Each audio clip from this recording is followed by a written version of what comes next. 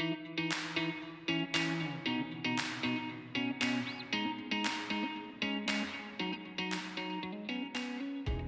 there, I'm Baylor Daggmill with Alliance Global Advisors. We're a consulting firm focused on the investment manager community. We work closely with GPs as they think through strategic growth initiatives and navigating the current market environment.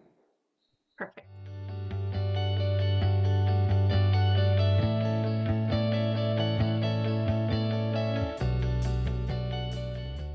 Well, the shift really serves as an example about how the investable universe is changing over time.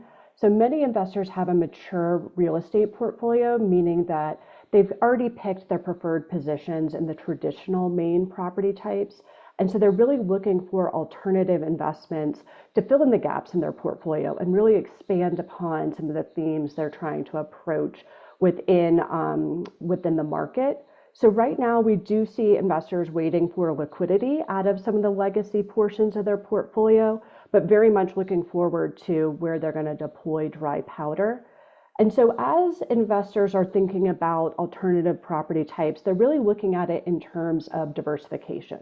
So really trying to find diversified investment options for their portfolios and alternative ways for them to take advantage of some of the macro trends that they're trying to approach within the portfolio. So for example, the demographic trend of increased need for housing can be expressed through traditional apartments, but also through single family rentals. So we're also seeing investors focused on alternatives in the lens of alpha generation. So they realize that alternative property types are generally more operationally intensive and have more specific use cases. And so that they realize that running a seniors facility is very different than running a traditional apartment complex.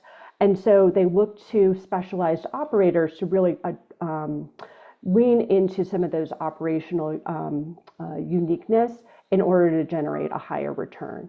And so overall, what we've seen is alternative property types have been moving from an outlier in an investment portfolio to really becoming much more main stage.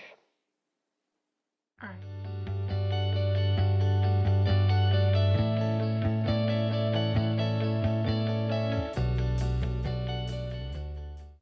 Yeah, well, there's certainly buzz in the industry around alternative property types. However, a lot of investors are still trying to understand how it fits into their portfolio and how it contributes to their overall portfolio growth. And with that, trying to identify the best execution team. And so we see a lot of variability here. For example, one investor may be very comfortable in seniors housing, but still learning about single family rentals or vice versa. So it's important for investment managers to ask questions and really understand where that investor is coming from. Is this their first investment in that property type or their 10th, right? And be able to really tailor their responses accordingly. And so with that, investment managers need to be able to clearly articulate their differentiators. So what is their sourcing angle? What information advantage do they have?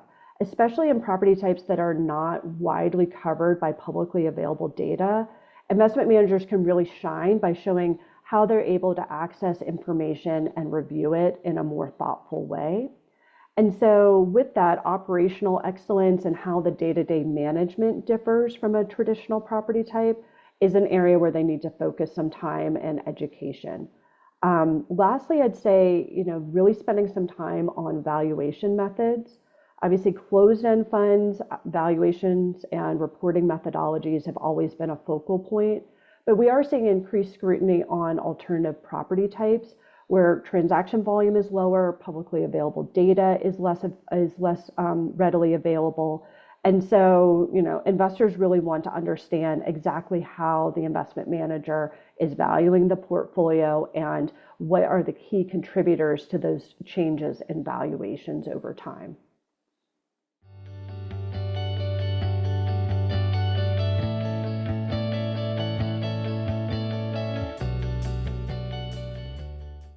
Yeah, so one of the most impactful things about the change in the NCREIF index is really including alternative property types because that was showing up in the data they collected. So 20 years ago, it was really just the main property types of apartment, industrial, office, and retail.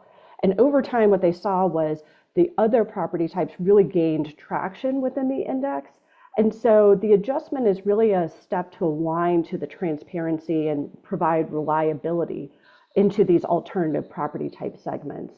And so the interesting add-on to that is as investors are able to benchmark data, they generally become more comfortable with the property type. So really see that as helping reflect that there was investor intention in those alternative property types and helping move into the main portion of the portfolio.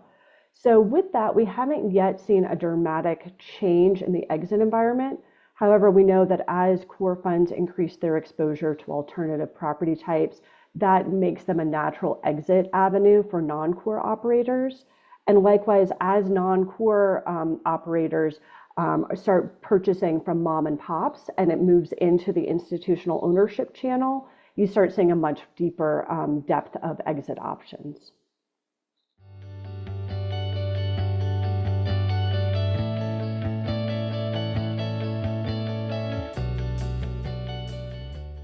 Yeah, so many investors will take meetings with a sector-focused specialist in order to really understand what differentiates them, what is the day-to-day operations of that alternative property type.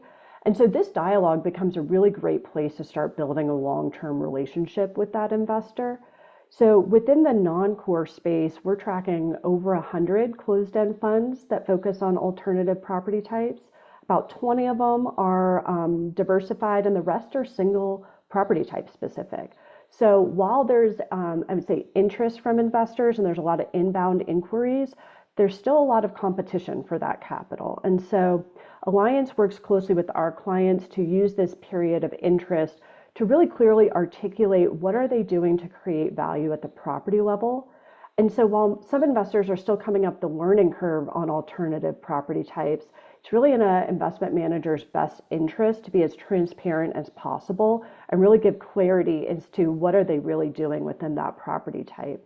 And it's important to remember that, although we're hearing a lot of talk about alternative property types and it's a focal point, many of these are still a small portion of portfolio allocations. And so, the investment manager really has the burden to prove themselves in order to earn that allocation and within the broader alternative buckets, be able to capture some of that capital.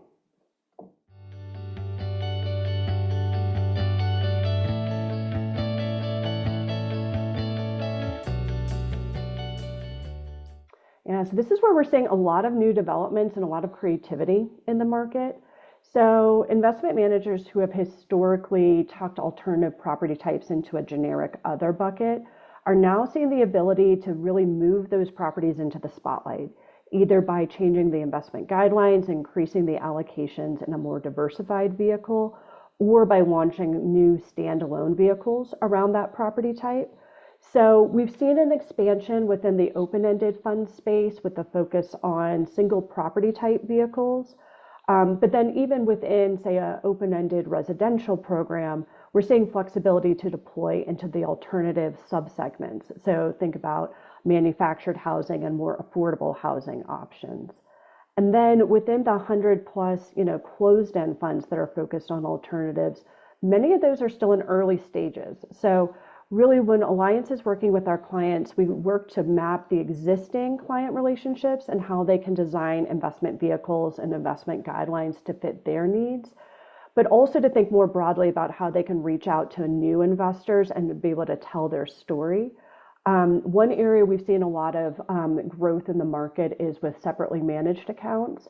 And so that really gives an investor the ability to really focus on the building blocks that they need within their portfolio. Again, when they've got a legacy of mature real estate positions and they're trying to figure out where they can pull alternatives to fit into that puzzle, they can really pick and choose amongst the alternative property types and think about a more custom way that they can get access to the space.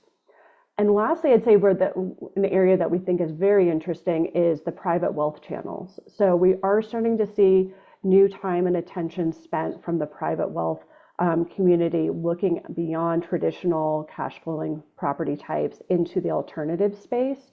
And that's obviously an area, again, gets a lot of attention within our industry as far as people trying to figure out how to tap into that market. but we are starting to see some material capital flows in that space as well.